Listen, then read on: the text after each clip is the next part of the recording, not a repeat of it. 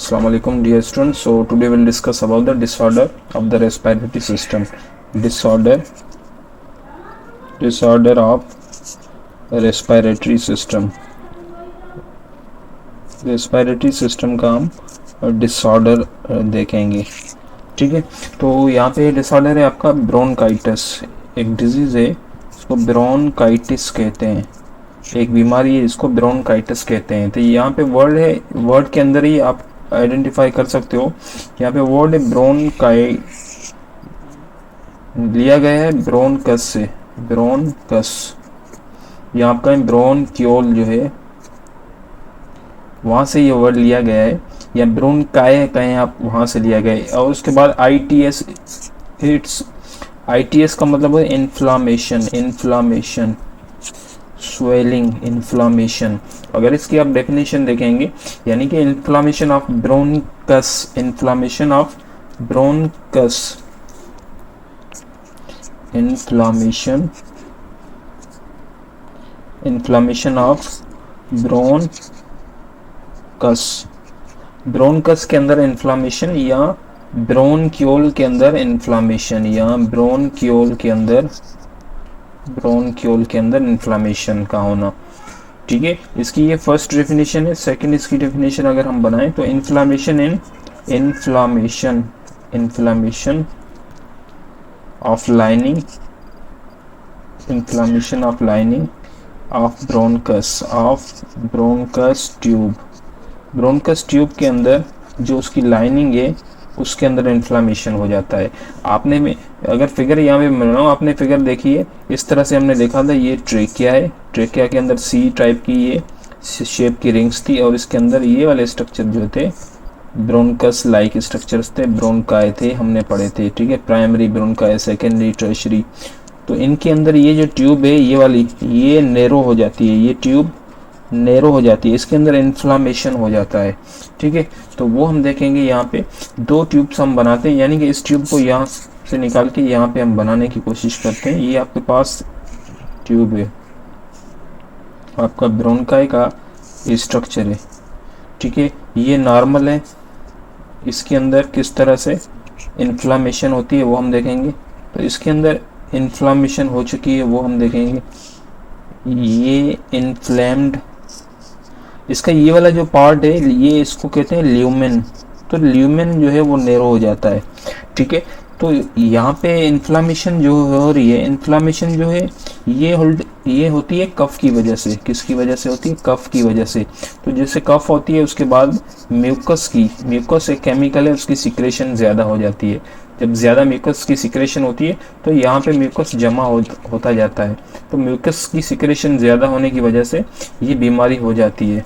ठीक है, तो यहाँ पे नॉर्मल आप देखेंगे तो इसका डायामीटर बहुत बड़ा है, और बहुत ज़्यादा यहाँ पे ऑक्सीजन और गैसेस एक्सचेंज हो रही हैं। यहाँ पे आप देखेंगे इसका ल्यूमेन बहुत कम हो गया है।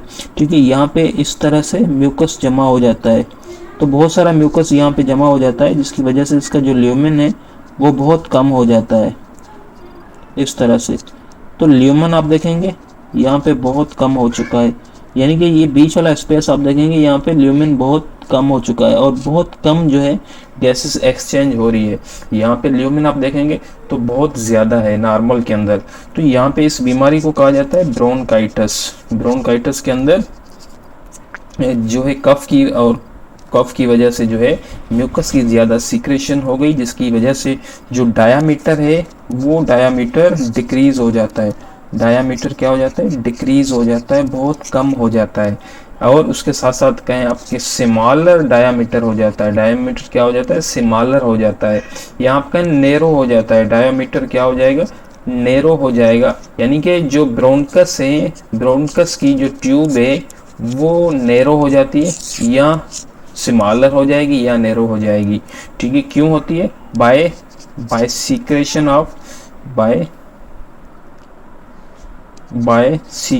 ऑफ म्यूकस की सिक्रेशन की वजह से जो डायामीटर होता है ब्रोनकस ट्यूब का वो बहुत नैरो हो जाता है, पतला हो जाता है, जिसकी वजह से ये बीमारी होती है। क्यों होती है? क्योंकि इसमें ज़्यादा म्यूकस की सिक्रेशन हो जाती है। एक्सेस अमाउंट में म्यूकस सीक्रेट होता है, एक्सेस अमाउंट में म्यूकस की सीक्रेशन हो जाती है। जब एक्सेस अमाउंट में म्यूकस सीक्रेट होगा तो ये बीमारी होती है। रिजल्ट अगर इसकी देखें तो तो इसके अंदर क्या होता है, स्वेलिंग हो जाती है। इसके अंदर स्वेलिंग हो जाती है, स्वेलिंग ऑफ ट्यूबुलर जो वॉल्स होती है उसके अंदर वो स्वेलिंग हो जाती है। ट्यूब जो है वो ट्यूब नैरो हो जाती है, नैरो ऑफ ट्यूब्स जो है वो नैरो हो जाती हैं इस बीमारी के अंदर। ठीक है, आगे इसको हम देखेंगे कि ये कॉज किसके थ्रू हो रही है, कॉज्ड बाय किसके थ्रू होती है, इसका सबब क्या है। एक तो मेन सबब इसका है कोल्ड और फ्लू जो होता है। जब ये बीमारी होती है इसकी आपको पता है इन्फ्लुएंजा के थ्रू होती है। इन्फ्लुएंजा वायरस, इन्फ्लुएंजा ए और बी जो है इसका काज बनते हैं। तो जैसे कोल्ड फ्लू होता है उसके बाद ये ब्रोंकाइटिस की बीमारी हो जाती है। ये सर्दियों की मोस्टली जो सीज़न होती है, विंटर सीज़न होती है, उसमें ज़्यादा चांसेस होते हैं। तो इसको बीमारी को कॉज करने वाले जो है वो वायरसेस होते हैं, जैसे इन्फ्लुएंजा ए और बी वायरस है। कुछ बैक्टीरिया हैं, बैक्टीरिया की वजह से भी ये बीमारी होती है। उस बैक्टीरिया का नाम है माइकोप्लाज्मा नमोनिया, माइकोप्लाज्मा नमोनिया। ठीक है, ये बैक्टीरिया जो है कॉज करता है ब्रोंकाइटिस की बीमारी। कुछ केमिकल्स होते हैं, केमिकल्स के थ्रू भी ये बीमारी होती है। यहाँ आपका सिगरेट स्मोकिंग की वजह से भी ब्रोंकाइटिस हो सकता है, सिगरेट स्मोकिंग की वजह से ये बीमारी हो सकती है। और प्लस में एयर पॉल्यूशन की वजह से भी ये बीमारी होती है, एयर पॉल्यूशन भी इसका काज बन सकता है। ठीक है, डस्ट यानी कि डस्ट की वजह से ये बीमारी ब्रोंकाइटिस की हो सकती है। जो ब्रोंकाइटिस की बीमारी है इसके दो टाइप्स हैं, इस बीमारी के दो टाइप्स हैं।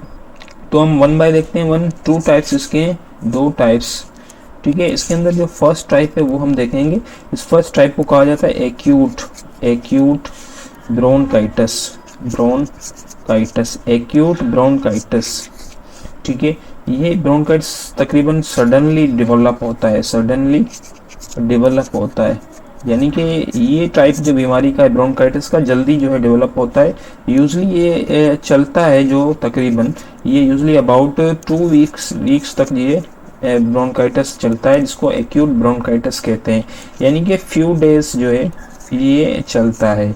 ये इतना डेंजरस नहीं होता, ठीक है, नॉट डेंजरस, ये इतना खतरनाक नहीं होता। ये नहीं ये जो है परमानेंट डैमेज करता है ब्रोंकाइटिस को। ठीक है, ज़्यादा डेंजरस नहीं होता, नहीं इतना ज़्यादा टाइम चलता है, सडनली डेवलप होता है और सडनली जो है ख़त्म होने के इसके अंदर चांसेस होते हैं। इसके अंदर इसका दूसरा जो टाइप है अगर वो हम देखें तो वो थोड़ा डेंजरस होता है। इसका जो दूसरा टाइप है उसको कहा जाता है क्रोनिक ब्रोंकाइटिस। तो ये थोड़ा डेंजरस होता है और डेंजरस लॉन्ग टाइम चलता है। ये लॉन्ग टाइम चलने वाली ये बीमारी होती है।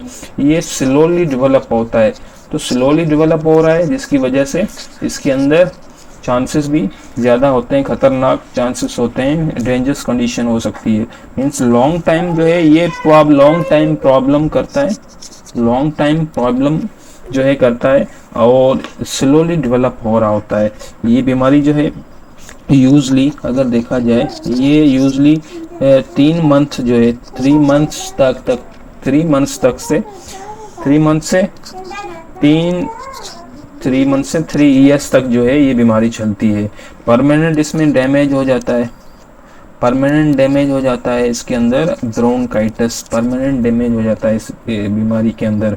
ठीक है, तो इसके अंदर ये वाला जो क्रोनिक है ये थोड़ा ज़्यादा डेंजरस होता है। सिम्टम्स अगर इसके हम देखें, सिम्टम्स जो है ज़्यादा मेन रीज़न इसका जो है कफ है। कफ की वजह से जो है कफ जो है वो ज़्यादा होगी तो उसके चांसेस होते हैं ब्रोंकाइटिस के। वीजिंग साउंड प्रोड्यूस होते हैं।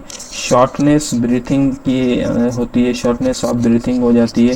ठीक है, चिल्स और प्लस में जो है यानी कि ये सारे मेन जो कॉज है वो कफ कोल्ड जो है ये कंडीशन जो है कॉज बनती है ब्रोंकाइटिस की ये बीमारी का। ठीक है, थैंक्स टू ऑल स्टूडेंट्स।